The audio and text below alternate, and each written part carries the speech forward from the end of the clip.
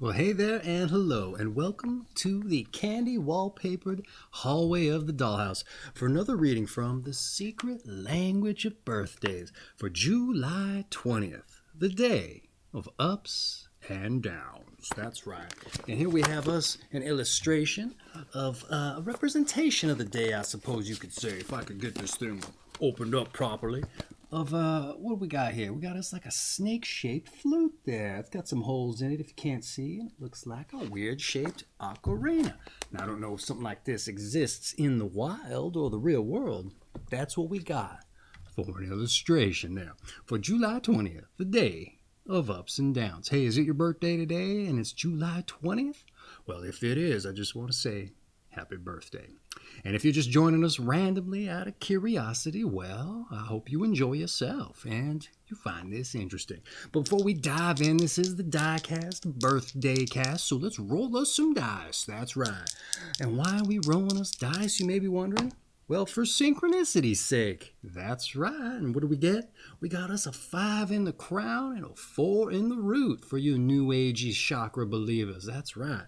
And what does that mean for you? Well, synchronicity, baby. I happen to prepare an example. Let's dive in so I can read it. Hopefully explain what synchronicity is to you and how them dice numbers apply. Okay.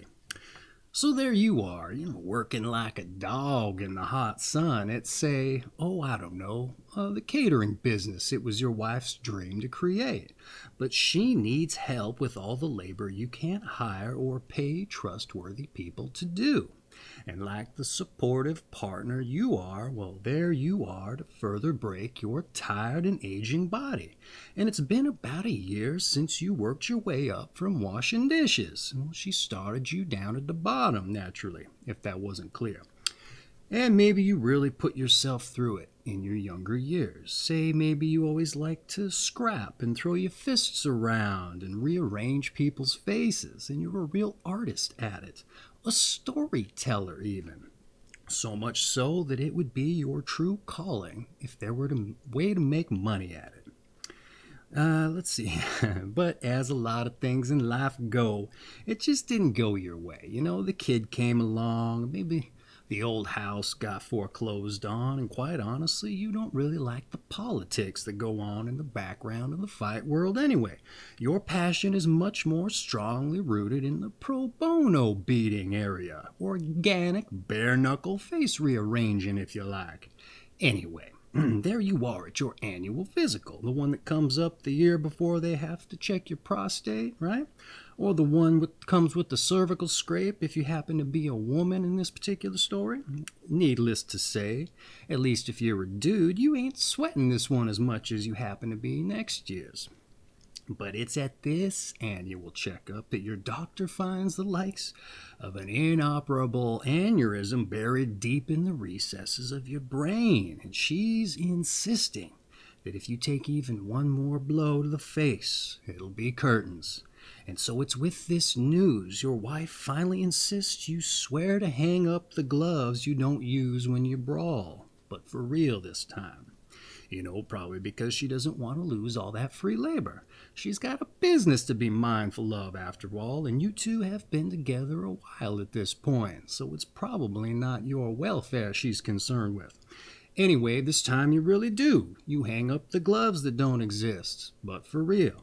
You're getting older now anyway, and the cracking of mandibles and zygomatic processes under your knuckle bones, well, they don't really crack with the same pop and sparkle as they used to. And you're old enough to recognize, well, you were always just chasing the feeling that came with that first mandible ramus fracture anyhow.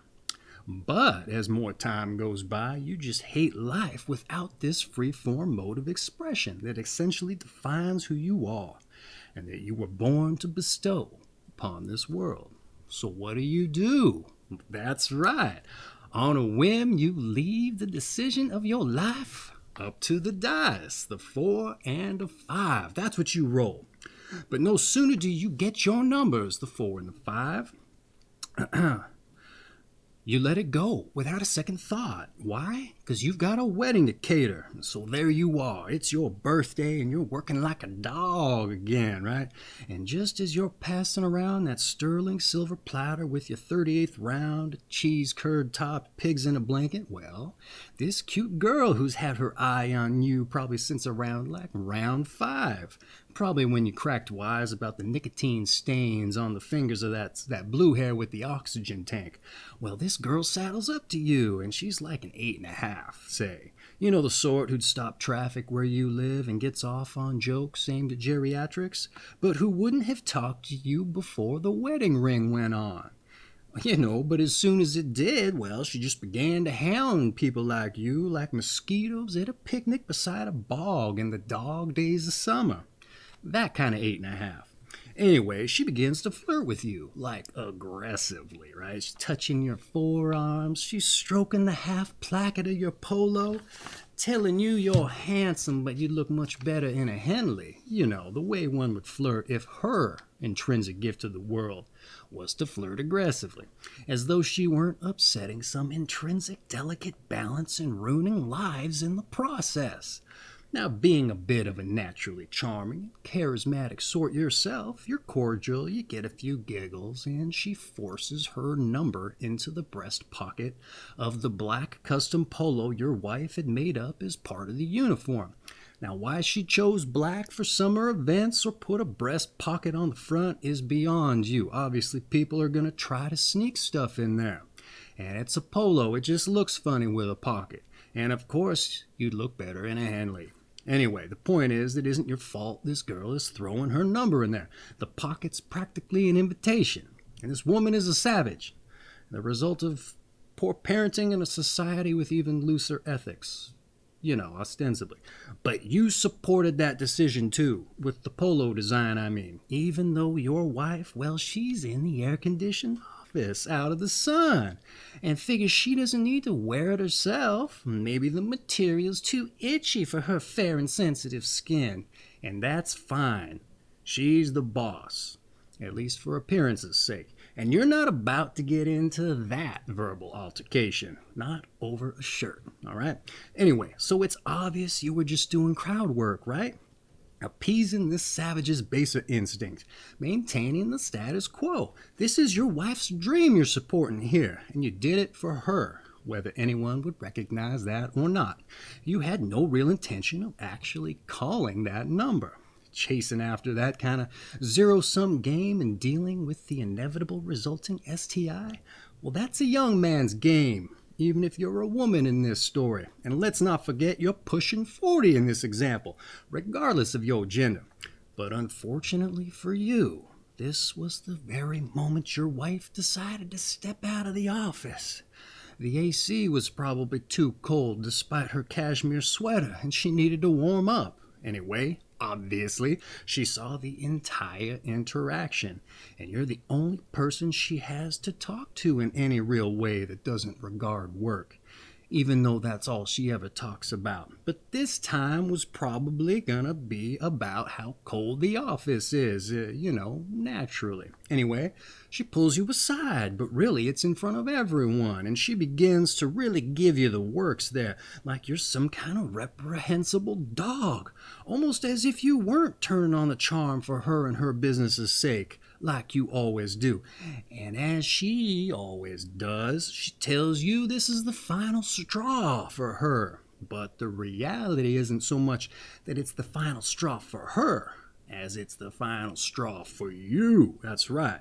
So you put her in her place, but professionally, with a normal, even-keeled tone of voice and without all the arm waving. This is public, and you've always been a calm, rational person, even when you weren't cracking skulls. And let's not forget, you already hung up your bare-knuckle boxing gloves. That's not... Not that you'd use them on her, to be clear, as much as you might want to some days. Anyway, the situation resolves with a scowl and a scoff because she can't handle how she can't get to you.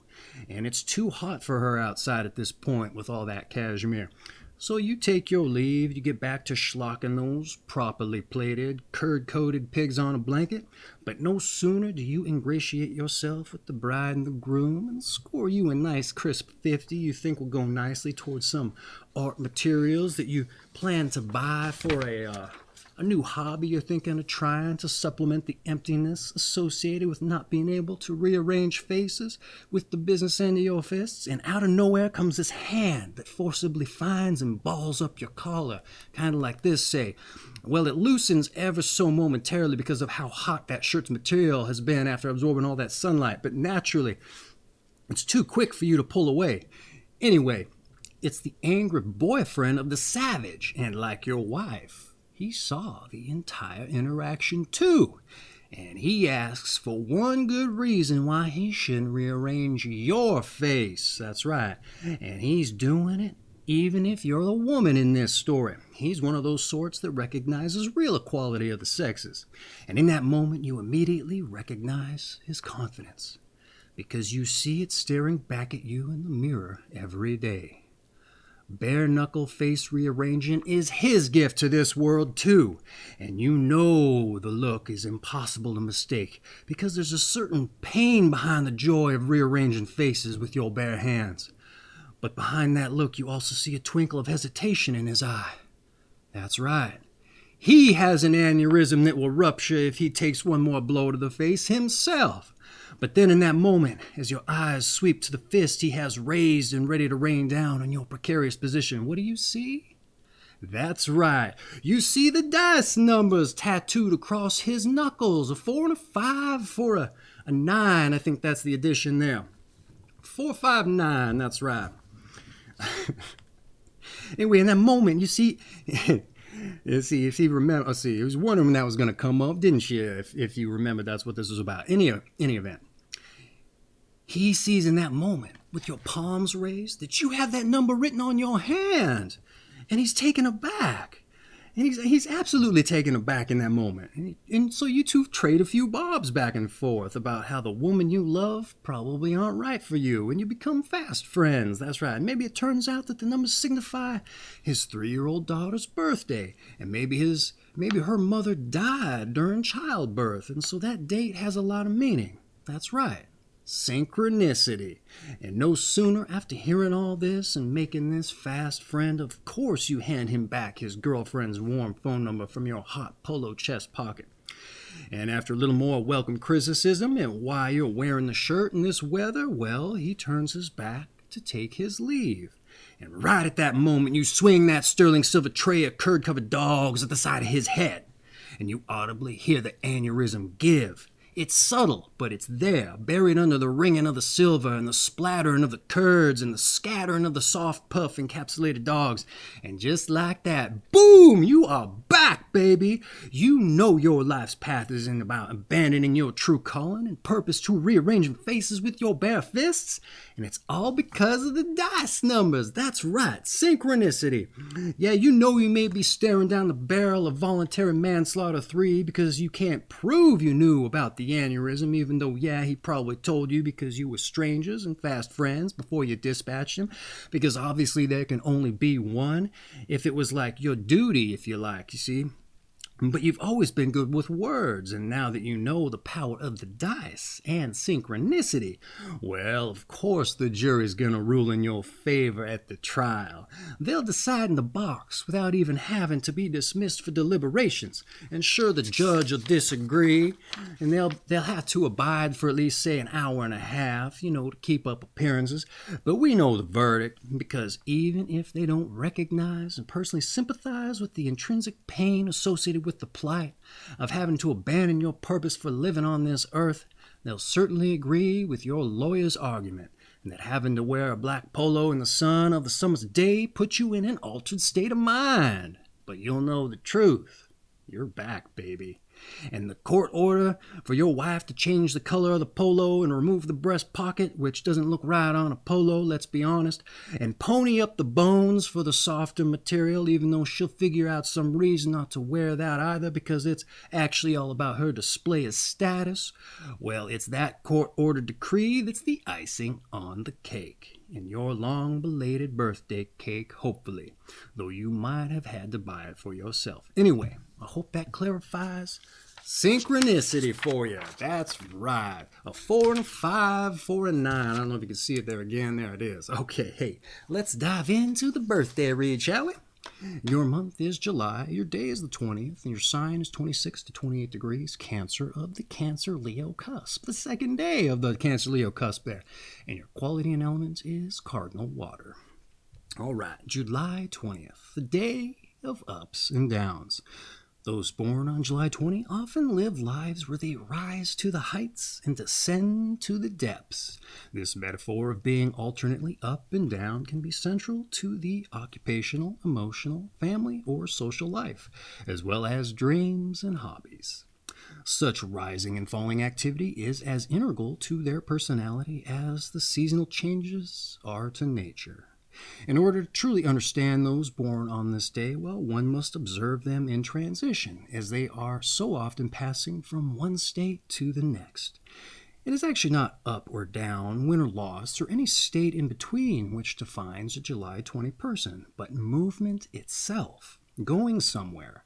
Thus, becoming is more important to July 20 people than being, and they are markedly dynamic rather than static. In so often changing their state, those born on this day run the risk of becoming highly unstable personalities, like a radioactive element. Yet it is within this constant process of change that highly evolved July 20 people find stability and repose. They are living proof that the center of the hurricane, the eye, can be the calmest point of all. Though most successful July 20 people have this calm center within them, they must beware of complacency and stagnation, especially if they are seduced by the social position or monetary reward. If they can motivate themselves to seek higher or more challenging peaks while at the same time maintaining their balance, they will remain productive. Their twin pitfalls are excessive behavior on the one hand and complacency on the other, both equally dangerous and needing to be brought into line with reality. Mates to the July 20 people, or those involved with them in partnerships of any kind, will be fortunate to live or work with an absolutely reliable team partner. Seems to marry up with my example earlier. Yet they have to be very understanding of a July 20 person and just as patient, since it often takes those born on this day a long time to reach their true goals in life. Strangely enough, July 20 people can be unhappy after achieving a measure of success, for what they may need most is to experience the little failures and frustrations that might motivate them to make fundamental changes in their lives. Again, the greatest danger to such a personality is to become too comfortable or satisfied with their efforts or life situation. It may be especially difficult for those closest to them, say friends, mates, lovers, and children, to understand the July 20 need for struggle. These loved ones may not wish to share in a process of growth that seems to embrace angst at the expense of happiness. But those born on this day can never be satisfied through a mediocre existence. If they can find the excitement and the challenge they need in their career of everyday life, well, perhaps they can strike a balance between seeking and having. And if not, they run the danger of suffocating in contentment. Well, all right, let's dive into some notes. What did I have to say about the breakdown now? The rising to the heights and descending to the depths metaphor. Well, if that doesn't perk your ears, what's the diagnosis for that in the DSM? All right, bipolar, anyone? Oh, let's see, splish splashing in Bobby Darin terms. There's a dated reference for you. Okay, you know it'd be one thing to be told you are bipolar, but quite another to be told everything central to your life was going to swing. Family, occupations, hobbies, and dreams, then to be considered so volatile your life is compared to yellow cake enriched uranium or the eye of a hurricane? Ugh. You know, I know the calm amidst the storm sounds good, but do you realize you have to first endure the storm to get there? And then the fun doesn't stop there. At some point, you're going to have to go back through as well to escape. The eye of a hurricane is a circle, if you didn't know. And I know what you're thinking. Don't tell me that, right? Don't tell me that. Listen, as bad as all of that sounds, I think the takeaway is that you can either bend or break to the wind. Hardship and abuse is only going to make you stronger and more resilient if you rise to the occasion. And it sounds as though you'll have occasions in spades there. Just don't get dissuaded. And for someone, it says, who is never satisfied with the mediocre existence, what else could you possibly ask for? So lean into your nuclear proclivities and radiate, but do it to evolve, not to break apart people's DNA at a molecular level. And don't be afraid to be a hurricane. That's right, especially if you want to be the champion of the world. Yeah, at least in Bob Dylan terms. That's right. Okay, let's move on to your numbers and your planets. Okay, what do we got here? Those born on the 20th of the month are ruled by the number 2, as 2 plus 0 equals 2, and by the moon. And those ruled by the number 2 tend to be gentle and imaginative, easily hurt by the criticism or inattention of others. They may also take offense easily and have a low threshold for irritation. And those ruled by the moon and the number 2 are likely to be impressionable, emotional, and easily swayed. As July 20 people are also Cancers, that is, ruled by the moon, and such tendencies are only emphasized. All right, what did I write down for your numbers? The number 2 and the moon, gentle and imaginative, easily hurt by criticism or inattention of others, huh? So I'm assuming my synchronicity hypothetical was a little, what might you say, antithetical. That's all right. I painted a picture, and that's the takeaway. Yeah, but who's to say? Maybe none of this applies to you, or maybe it's just deep down. Remember I mentioned that there's a certain pain associated with people who put the hurt on people's faces with their bare-knuckled hands. Maybe that's part of it. You're really just a sensitive person. Like the moon. All right, hey, let's dive in to your tarot, the more eclectic of the metaphysical New Age studies. But it's interesting, it's fun. Let's see what they have to say. The 20th card of the Major Arcana shows the Judgment or Awakening, in which people are urged to leave material considerations behind and seek a higher spirituality. This card depicts an angel blowing a trumpet and signifies that a new day, a day of accountability, is dawning. It is a card which moves us beyond our ego and allows us to glimpse the infinite.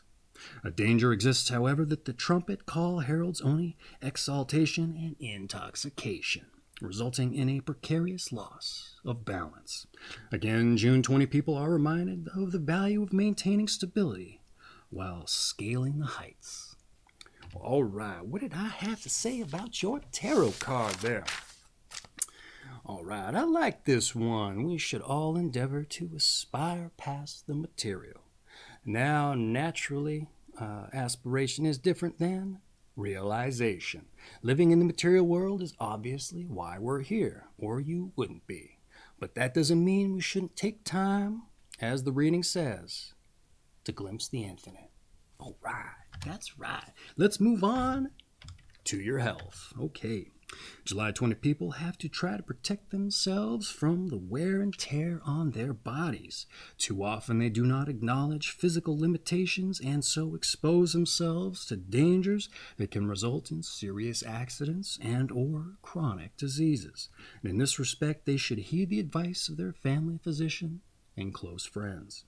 Outside of professional athletes, physical exercise should be kept moderate. July 20 people must guard against drug dependencies, as chemical experiences can provide high-low oscillations that captivate them. The diet of July 20 people should be varied as much as possible, thus crowding out obsessional cravings. Well, that's very interesting. Let's just feed ourselves all sorts of stuff so we are distracted by what we actually like. That's my read on that. And then what else did I have to say about the health here? You have to protect your body, baby. That's the thing we know. We can push the limits, and we often do because we declare it's necessary. But it really isn't. That said, Keep pressing.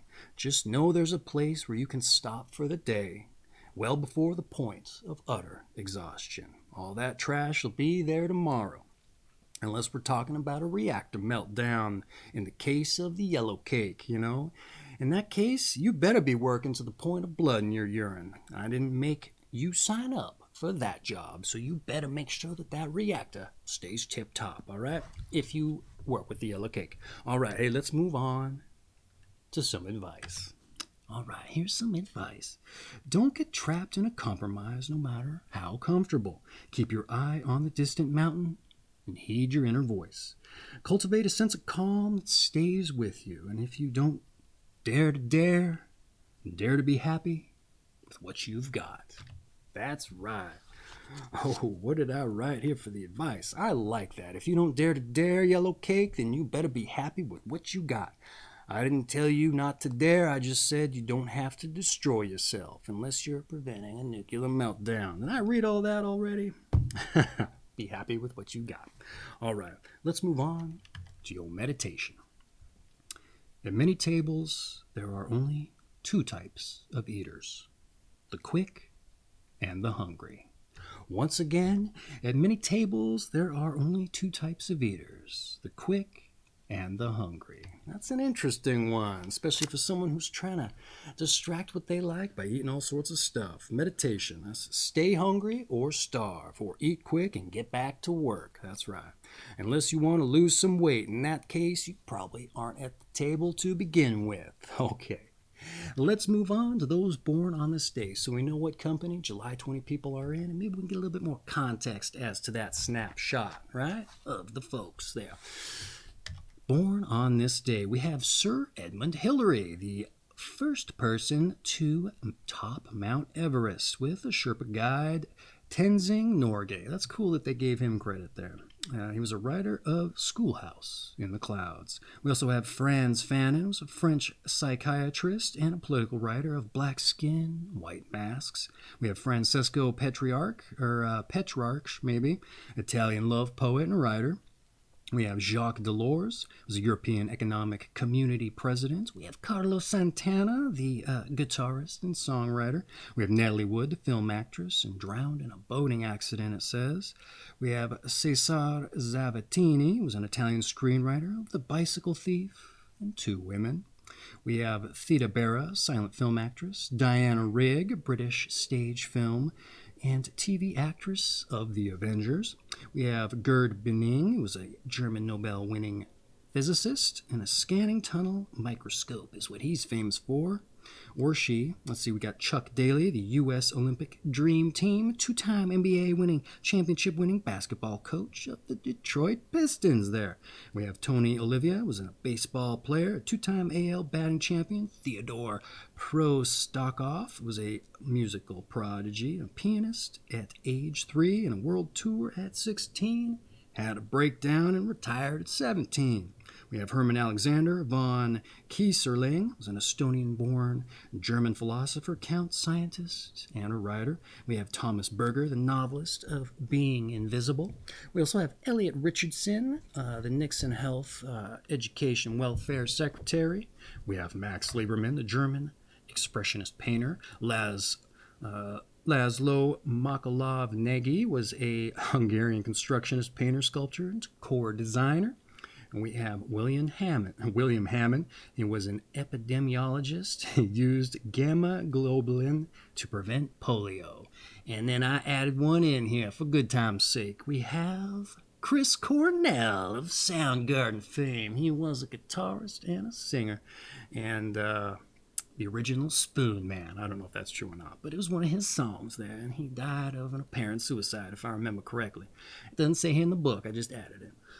Anyhow, let's move on to your strengths and your weaknesses. You're adventuresome, you're active, and you're practical. And your weaknesses, you're restless and dissatisfied. That's right. Ooh. Hey, we got to know them strengths and them weaknesses, right? Your season is summer. Your sign, once again, is Cancer of the Cancer Leo Cusp. And your quality and element is Cardinal water. And this has been July 20th, the day of ups and downs, from The Secret Language of Birthdays by Goldschneider and Joost. I have an affiliate link for this book down in the description if you want to support the channel by shopping through it and picking you up your own copy. Oh, please do. It's going to make a great addition to your coffee table if you need something to get the party started and break the ice. Or you can just donate to the channel directly with a link in the description there if you are hazarded to do. And then you appreciated my little example of the synchronicity there. Anyhow, once again, your numbers are 5 and 4, 4 and 9, so just concentrate on them and look for them out in the world. We're on the fists of anybody who's ready to break your face down. Who's to say what happens? You can't predict how the universe is going to work or how it's going to show you that you're on the right path, even if that means getting your face caved in, I suppose. Anyhow, once again, this has been July 20th, and if it was your birthday today, I want to say happy birthday. And if this video found you long after your birthday had come and gone, well, I hope you had a happy birthday. For everyone else who joined us out of curiosity, I hope you found this interesting. I hope you were entertained. And I hope you come back for your birthday reading. All right, take care of yourselves.